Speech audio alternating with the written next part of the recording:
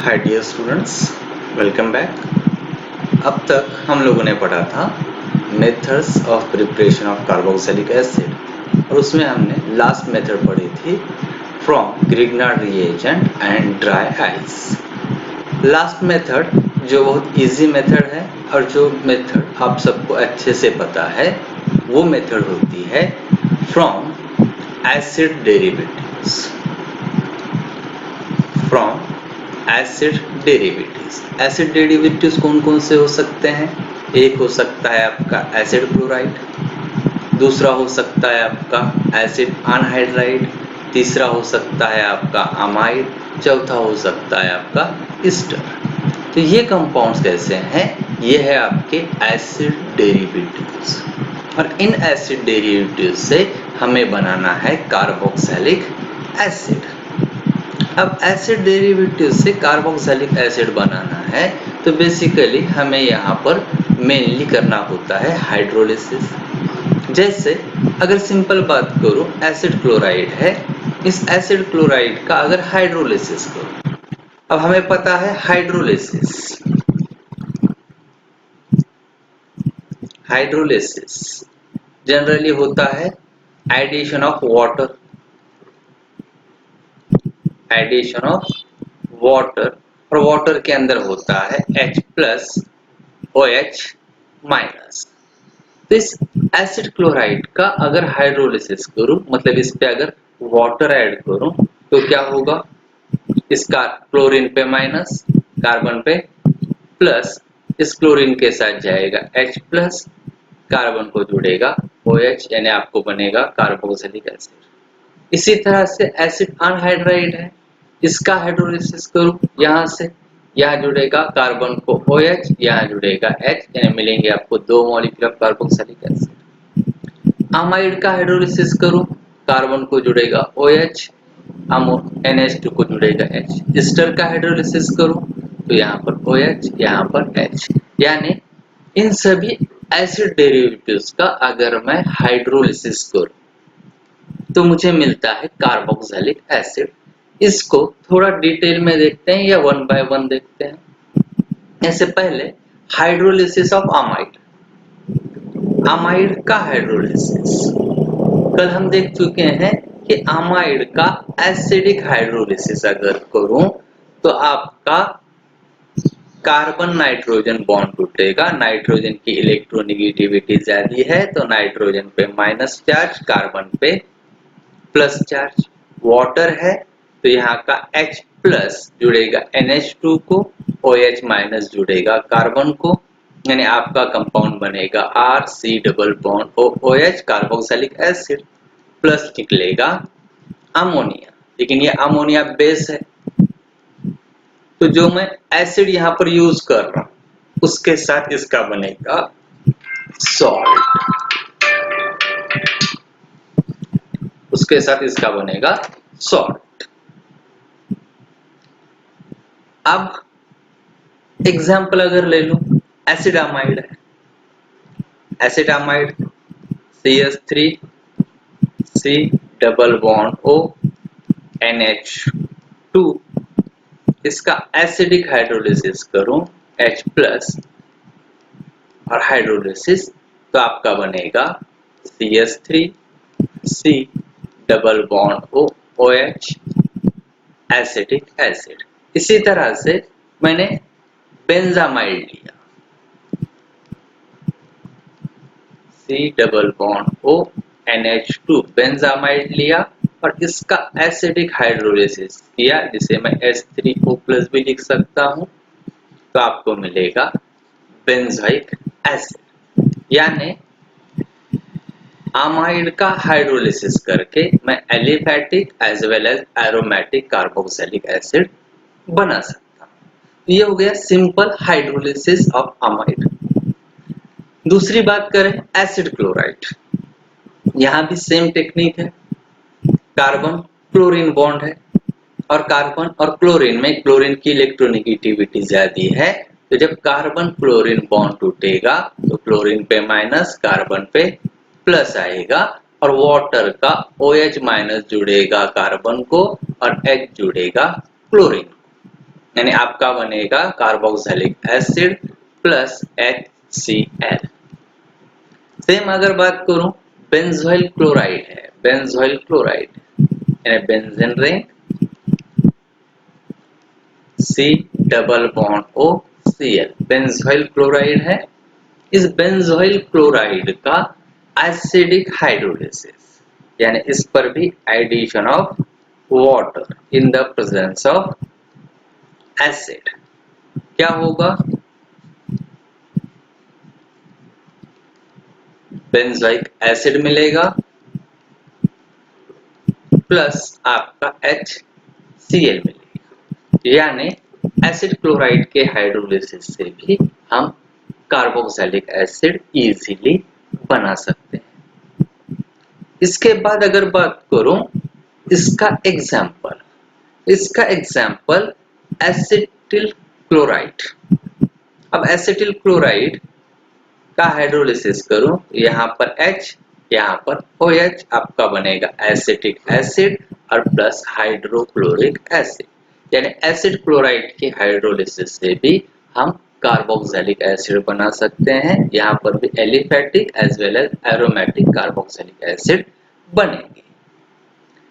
Simple सी बात करें अनहाइड्राइड। अब अनहाइड्राइड में अगर मैंने ऐसा अनहाइड्राइड लिया जहां पर ये वाला R ग्रुप और ये वाला R ग्रुप अलग है और वाटर ऐड किया, तो यहाँ पर कार्बन ऑक्सीजन कार्बन बॉन्ड है। मैंने कोई भी कार्बन ऑक्सीजन बॉन्ड ब्रेक किया, सपोज ये वाला बॉन्ड ब्रेक किया तो oxygen minus carbon plus, water का OH जुड़ेगा यहाँ पर, H जुड़ेगा यहाँ पर, यानी एक कार्बोक्सिलिक एसिड बनेगा RC डबल बॉन्ड OH, एक कार्बोक्सिलिक एसिड, और दूसरा बनेगा R' डबल बॉन्ड OH। यानी मुझे मिलते हैं दो मॉलिक्यूल ऑफ कार्बोक्सिलिक एसिड। लेकिन जनरली जो एसिड अनहाइड्राइड होते हैं उसमें दोनों R ग्रुप सेम होते हैं।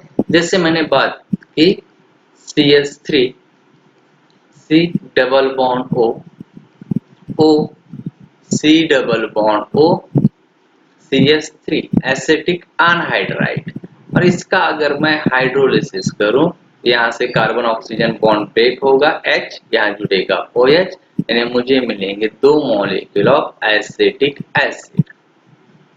तो based on structure of acid anhydride हमें दो मॉलिक्यूल मिलते हैं। फिर वो दो मॉलिक्यूल सेम कार्बोक्सिलिक एसिड के भी हो सकते हैं या दो मॉलिक्यूल अलग अलग कार्बोक्सिलिक एसिड के भी हो सकते हैं। यानी ये कंप्लीटली डिपेंड रहेगा कि अनहाइड्राइड में हम अल्किल ग्रुप सेम है या अलग है। अनहाइड्राइड्स जनरली लेस स्टेबल होते हैं और लेस स्टेबल होने की वजह से इनका हाइड्रोलिसिस बहुत इजी होता है as compare to amide. Example की बात करें, जैसे एसिटिक अनहाइड्राइड लिया तो अभी हम देख चुके हैं कौन सा भी कार्बन ऑक्सीजन बॉन्ड ब्रेक हुआ तो मुझे दो मॉलिक्यूल मिलेंगे सेम कार्बोक्सिलिक एसिड के, यानी एसिडिक एसिड। ये हो गए हाइड्रोलिसिस ऑफ अनहाइड्राइड। और लास्ट हमारा हाइड्रोलिसिस है ईस्टर। अब ईस्टर की अगर बात करें तो इसमें भी कार्बन ऑक्सीजन कार्बन बॉन्ड है, क्योंकि ये R ग्रुप है यानी यहाँ पर कोई ना कोई कार्बन रहेगा। जैसे अगर मैं एग्जाम्पल लिया CH3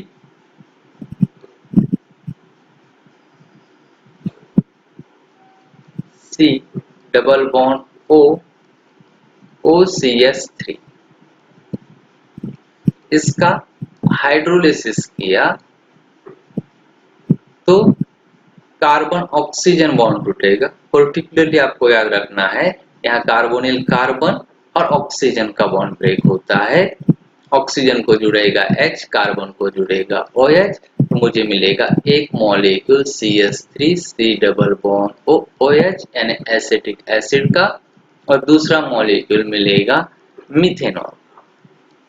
यानी ईस्टर का हाइड्रोलिसिस करने के बाद हमें मिलता है एक कार्बोक्सिलिक एसिड का मॉलिक्यूल और एक अल्कोहल का। सेम वे अगर मैंने कोई एरोमेटिक ईस्टर लिया C double bond O OCS3 और इसका हाइड्रोलिसिस किया तो मुझे मिलेगा सेम वे में बेंजोइक एसिड प्लस मीथेन, यानी एक कार्बोक्सिलिक एसिड का मॉलिक्यूल और एक अल्कोहल का। अब इन दोनों का जो मिक्सचर है, हमको सिंपल मालूम है कि कार्बोक्सिलिक एसिड का बॉइलिंग पॉइंट कम होता है, कार्बोक्सिलिक एसिड का बॉइलिंग पॉइंट ज्यादा होता है, अल्कोहल का बॉइलिंग पॉइंट कम होता है। ये क्यों होता है हम इनके फिजिकल प्रॉपर्टीज में पढ़ने वाले हैं, लेकिन इन दोनों का जो बॉइलिंग पॉइंट डिफरेंस होता है, इस वजह से ये दोनों मॉलिक्यूल इजीली सेपरेट होते हैं। तो ये थे आपके methods by hydrolysis of acid derivatives. तो यहाँ तक हो गए हमारे methods of preparation of carboxylic acid. जैसे यहाँ पर लास्ट एग्जांपल है, एक अगर इथिल एसीटेट लिया, इसका हाइड्रोलिसिस किया तो मुझे मिलेगा इथेनॉल प्लस एसिटिक एसिड। तो यहाँ तक हो रहे हैं हमारे मेथड्स ऑफ प्रिपरेशन खत्म हो रहे हैं।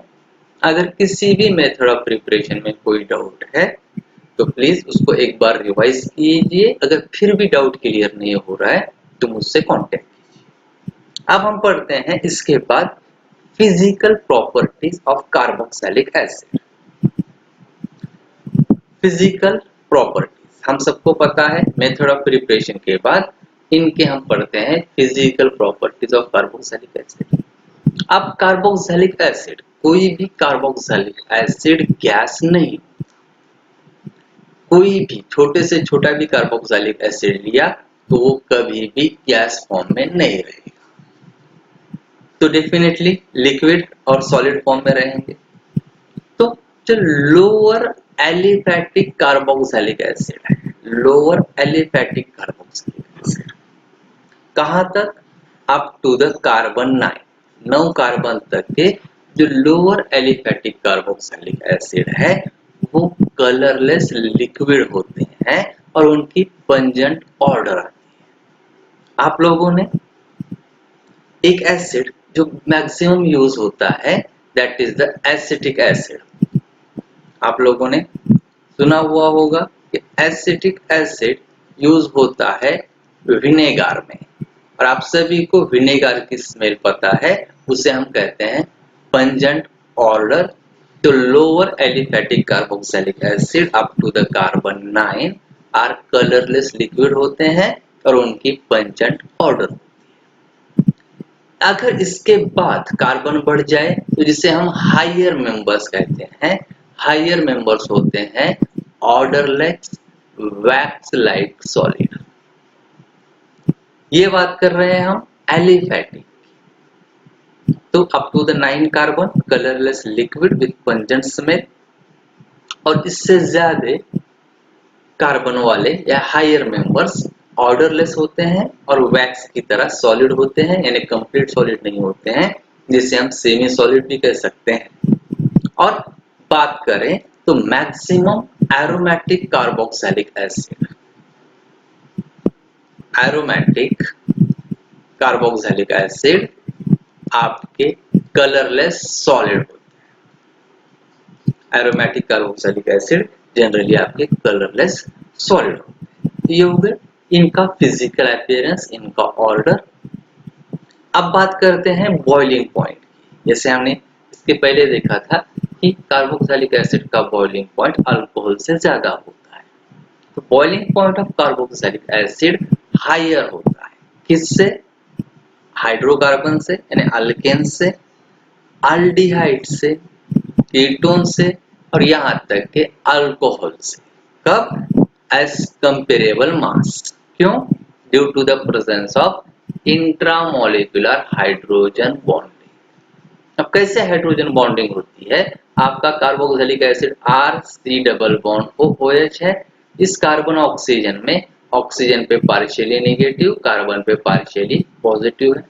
इसी तरह से यहाँ पर OH बॉन्ड है और ये OH बॉन्ड भी पोलर होता है, यहाँ हाइड्रोजन पे पार्शियली पॉजिटिव, ऑक्सीजन पे पार्शियली नेगेटिव। यानी एक कार्बोक्सिलिक एसिड में दो पोलर ग्रुप है, एक C डबल बॉन्ड O और दूसरा OH। उसी तरह से दूसरे कार्बोक्सिलिक एसिड में भी सेम कंडीशन रहेगी। तो क्या होगा, एक कार्बोनिल कार्बन का ऑक्सीजन दूसरे मॉलिक्यूल के हाइड्रोजन के साथ हाइड्रोजन बॉन्डिंग बनाएगा। उसी तरह से पहले कार्बोक्सिलिक एसिड का ऑक्सीजन दूसरे के हाइड्रोजन के साथ बॉन्डिंग बनाएगा। इस तरह से दो कार्बोक्सिलिक एसिड मॉलिक्यूल जुड़कर हमेशा डायमेरिक फॉर्म में होते हैं। अब दो अलग अलग मॉलिक्यूल के बीच में हाइड्रोजन बॉन्डिंग है, तो उसे हम कहते हैं इंटरमॉलिक्यूलर हाइड्रोजन बॉन्डिंग। और ये इंटरमॉलिक्यूलर हाइड्रोजन बॉन्डिंग दो जगह है, एक इस OH के बीच में, एक इस OH के बीच में। अगर बात करूं अल्कोहल, अल्कोहल में भी हाइड्रोजन बॉन्डिंग होती है, इंटरमॉलिक्यूलर हाइड्रोजन बॉन्डिंग होती है, लेकिन यहाँ पर हाइड्रोजन बॉन्डिंग सिर्फ एक होती है। इस वजह से अल्कोहल का बॉइलिंग पॉइंट कार्बोक्सिलिक एसिड से भी कम होता है जब दोनों का मॉलिक्यूलर मास सिमिलर है। तो जनरली हम कह सकते हैं जितनी भी ऑर्गेनिक कंपाउंड हम पढ़ते हैं उनमें सबसे कम बॉइलिंग पॉइंट होता है अल्केन का और सबसे ज्यादा बॉइलिंग पॉइंट होता है कार्बोक्सिलिक एसिड का। तो हम शॉर्ट में कह सकते हैं कि कार्बोक्सिलिक एसिड का बॉइलिंग पॉइंट हाई होता है। उसके बाद होता है अल्डिहाइड का, अल्डिहाइड से कम होता है आपके कीटोन का, और इन दोनों का ज्यादा होता है, इन दोनों से ज्यादा होता है अल्कोहल का। तो सबसे कम अगर बात करें तो अल्डिहाइड और कीटोन का होता है, जो अप्रोक्सीमेटली सेम होता है या इनमें माइनर डिफरेंस होता है। लेकिन अल्डिहाइड कीटोन से अल्कोहल का मेल्टिंग पॉइंट बॉइलिंग पॉइंट ज्यादा होता है और अल्कोहल से कार्बोक्सिलिक एसिड का मेल्टिंग पॉइंट बॉइलिंग पॉइंट और ज्यादा होता है। अब अगर बात करें सोलिबिलिटी, तो जैसे ये हाइड्रोजन बॉन्डिंग बना रहे हैं दूसरे मॉलिक्यूल के साथ, इसी तरह से कार्बोक्सिलिक एसिड आपके वाटर के साथ भी हाइड्रोजन बॉन्डिंग बनाते हैं। और अगर ये वाटर के साथ हाइड्रोजन बॉन्डिंग बनाएंगे तो डेफिनेटली ये वाटर में सोलूबल, यानी लोअर मेंबर्स, जैसे आपका एसिटिक एसिड है, विनेगर है, वो वाटर में 100% सोलूबल होता है। लेकिन जैसे जैसे कार्बन चेन बढ़ेंगे तो ये R ग्रुप इलेक्ट्रो हाइड्रोफोबिक रहेगा, यानी ये पानी में डिसॉल्व नहीं होगा। तो जैसे जैसे मॉलिक्यूलर मास बढ़ेगा इसकी वाटर सोलिबिलिटी डिक्रीज होगी। तो ये हो गए methods of preparation and physical properties of carboxylic acid. इसके केमिकल प्रॉपर्टीज या केमिकल रिएक्शंस हम देखेंगे नेक्स्ट क्लास में। तब तक के लिए थैंक यू।